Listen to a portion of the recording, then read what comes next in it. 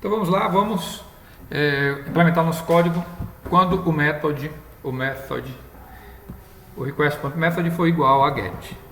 Então vamos lá para o nosso código lá da documentação e vamos copiar todo esse bloco aqui que a gente vai fazer as alterações e explicar o que é que ele está fazendo.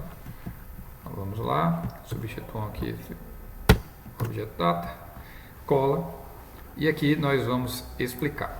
Pois bem, ao invés de ID, vamos colocar aqui código, né? Porque o nosso atributo da nossa classe carro não é ID, é código.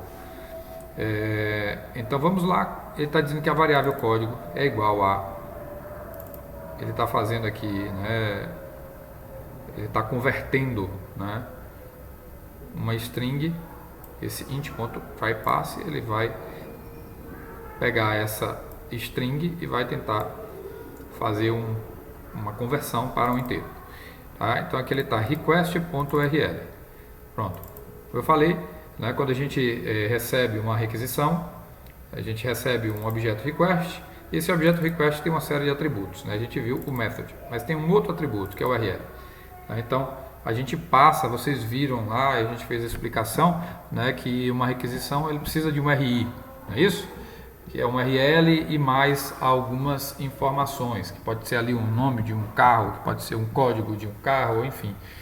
E aqui, path segments seriam, no caso, as barras posteriores à sua URL. Né? Então, neste caso aqui, certo? Eu estou dizendo path segments.last. Eu estou esperando, né, que nessa minha URI da request eu tenha lá, né, no nosso caso aqui seria o localhost, né, que é a nossa aplicação 8080 barra o código do carro. Então path segments ele pede para você segmentar todas as informações que estão vindo no URL e ele pede para pegar a última, certo? Que nesse caso aqui vai ser o código.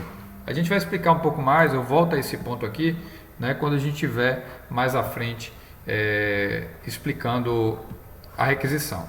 Como é que a requisição ela vai ser composta, ok? Então isso aqui vai pegar o código que vem na nossa URL. Aqui a gente vai testar se o código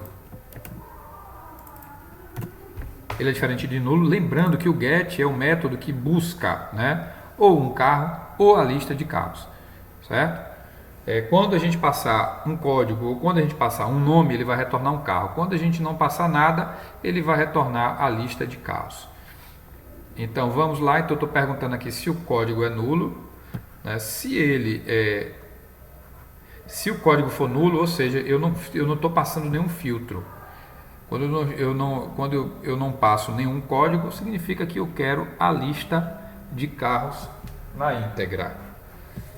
Então, quando isso acontece, eu estou dizendo que os meus dados, né, que eu vou retornar, lembra que data é o objeto que nós retornamos e a gente vai ver como é que ele vai ser montado para ser respondido no objeto response, para ser anexado no objeto response.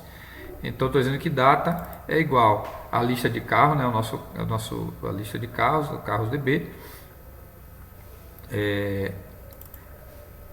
Então desculpa, é que quando eu tenho diferente de nulo, eu quero apenas um carro com esse código.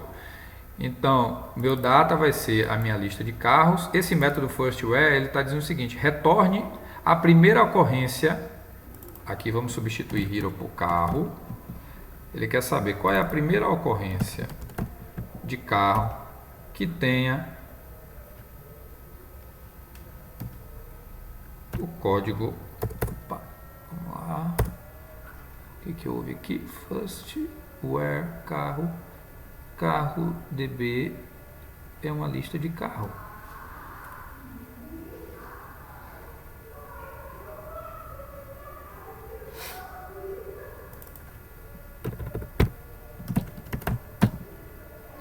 Pronto, isso aqui houve não. Então carro.código carro vai ser igual ao código que eu passei na minha URI, certo? Então beleza, então se houver um código na requisição, ele vai retornar o carro correspondente a esse código. Se não, aí eu vou verificar aqui se a gente passou algum nome de carro. Lembra que a gente vai ter uma barra, a gente tem uma barrazinha de pesquisa que a gente pode colocar o nome lá em cima. Então, quando a gente usar aquela barra de pesquisa e escrever o nome, o que é que vai acontecer?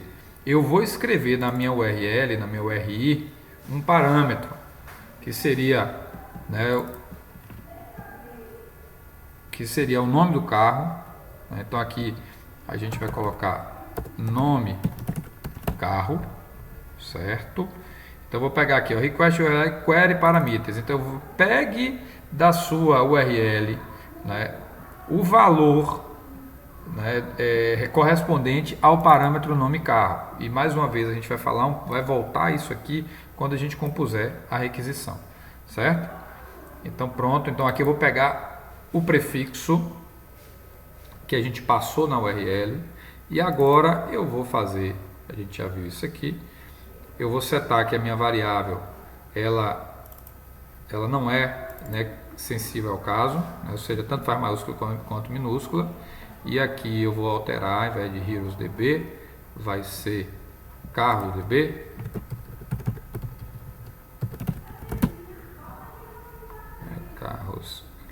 CarroDB. Botou CarroDB. CarroDB carro. Aí aqui a gente vai botar carro ponto o nome do carro. Aqui a gente está dizendo que é um contains, ou seja, o nome do carro que contém regEsp, que é o meu prefixo, né, configurado como não sensível ao caso. Então, e aí no final ele monta uma lista. Então, esse meu objeto aqui vai ser a lista de carro que contiver o prefixo que eu defini. Ok?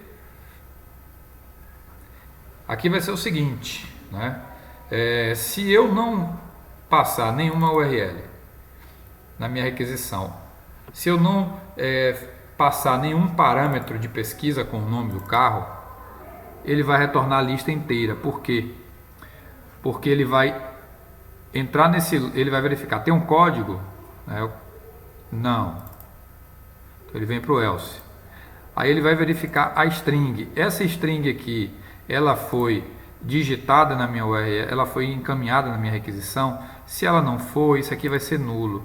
Então, quando eu pesquiso, né, um contains de um objeto nulo, ele vai retornar todas as ocorrências, certo? Então, por isso que quando a gente não passar nada, esse objeto data vai ter a lista completa dos carros, tá? Eu vou parar esse vídeo aqui, né? Salvem aí, por favor, vai dar erro ainda porque tem algumas questões que a gente precisa corrigir, né? E eu vou continuar a nossa implementação no próximo vídeo, ok?